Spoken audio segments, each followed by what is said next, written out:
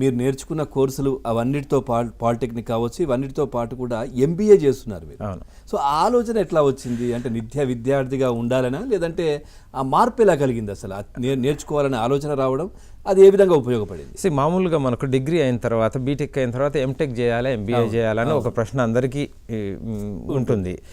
MBA అంటే నాయకత్వ లక్షణాలను విశేషంగా పెంపొందిస్తుంది. ఒక మాట్లాడడం, వాక్పటుత్వం, వాక్చాతుర్యం, అంటే సమయానికి తగు మాటలాడి అనేది ఎంబీఏ ముఖ్యంగా చెప్తుంది. ఆర్థికంగా ఒక కంపెనీ నిర్వహణలో ఆర్థిక శౌచం అంటారు, మనం శౌచాలలో అంతా అర్ధ శౌచం చాలా ముఖ్యము అంటాడు. కాబట్టి విశేషంగా అర్థశాస్త్రం చెప్పిన అర్ధ శౌచం నేర్చుకోవాలంటే మనకు ఎంబీఏ ఉపయోగపడుతుంది.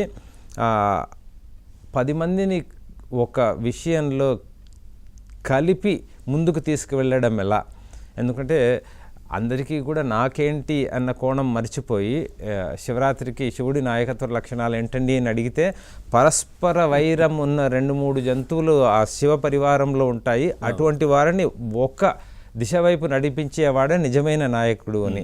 ఆ నాయకులా మనం తీర్చిదిద్దేది ఎంబీఏ చాలా విశేషమైన అవకాశం కలిగిస్తుంది. దీని గురించి ఆలోచింపజేస్తుంది.